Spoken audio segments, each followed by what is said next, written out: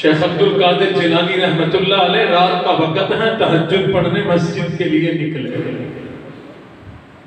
4-5 ڈاکو چور کھڑے تھے، ان کو چوری مل نہیں رہی تھی، مال مل نہیں رہی تھا۔ انہوں نے بابا جی کو دیکھا نا کہ شیخ عبد القادر جیلانی جانتے نہیں تھے، آپس میں بات کی کہ بابا بھی پرانا ہے، ہم تو ابھی نئے نئے چور ہیں، بابا لگتا ہے پرانا ہے، اس سے ملتے ہیں، یہ بتائے گا علاقے میں کون سا مالدار گھر ہے، کہاں اچھا مال ہے، کوئی مکان اس سے پوچھ لیں۔ یہ آگے بڑھے، انہوں نے سمجھا بھی شاید بابا بھی ہمارے جیسا ذرا سینئر ہے، پرانا، قریب آئے، کہا بابا جی تساں بھی ایک کام نکلے ہو؟ ہاں جی میں بھی اسی کام آیا ہوں۔ ان کی اپنی نیت، ان کی اپنی نیت۔ کہا بابا جی ہفتہ ہو گیا ذلیل ہوتے پھر رہے ہیں، کوئی اچھا مال والا گھر نہیں مل رہا، آپ کو علاقے کا پتہ ہوگا، سیانے ہیں، ہمیں بتاؤ کوئی گھر لوٹے تمہارا بھی حصہ ہوگا۔ فرمایا اچھا آ جاؤ۔ وہ پیچھے پیچھے بابا جی آگے مسجد میں گھس گئے۔ وہ کہنے لگے بابا جی، ساتھ والے نے کہا اعتراض نہ کرو، بابا سیانا ہے، اتھاؤں مسجد دے وچوں کوئی سند لگ دی اسی کہیں دے گھر دی، بابا سیانا چھیڑو دے، اندر آگے بزرگوں نے وضو کیا لوٹا اٹھا کے، اور انہیں کہا کہ تم بھی وضو کر لو۔ کہنے لگے بابا جی چوریاں بڑی کی ہیں، با وضو چوری پہلی ہے، آج تک ساری بغیر وضو کی ہیں، پہلی چوری ہے جو با وضو کرنی پڑے گی۔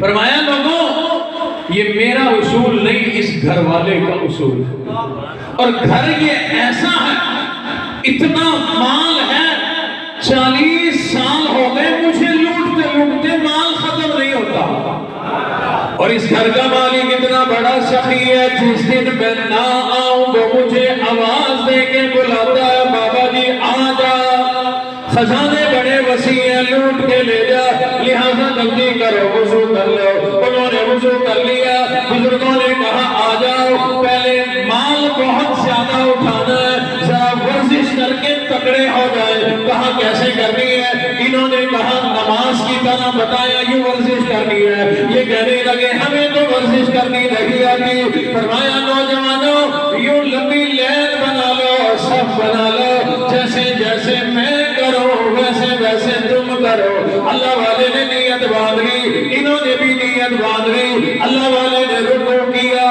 یہ بھی رکوع میں چلے گئے، اللہ والا سجدے میں گیا، یہ بھی سجدے میں چلے گئے۔ اب اللہ والے کی آنکھوں سے آنسو جاری ہو گئے، رب کے سامنے جھولی پھیلا دی، مولا یہاں تک لانا میرا کام تھا، آگے پہنچانا تیرا کام ہے، مولا ان کو قبول فرما لے، ان کی زندگی پلٹ دے، سجدے میں آج ہو چکے ہیں انہیں نمازی بنا دے، ان کی حالت بدل دے، ان کی زندگی بدل دے۔ اللہ والے نے آنسو بہائے، رج رج کے روئے، رب سے دعائیں کی، جب دعا ہو گئی سجدے سے سر اٹھایا، سلام پھیرا، سلام پھیر کر کہنے لگے آؤ نوجوانوں آج ایسا مکان بتاتا ہوں ذخیرہ موجود ہے، مال بھرا پڑا ہے، رب کائنات کی قسم ہے۔ وہ نوجوان کہنے لگے او بابا جی چل اپنا کام کر، ہمیں چوری والا مکان نہیں چاہیے، ہمیں مکان بھی مل گیا، ہمیں ایمان بھی مل گیا، ہمیں قرآن بھی مل گیا، ہمیں جنت کا عالی شان مکان بھی مل گیا۔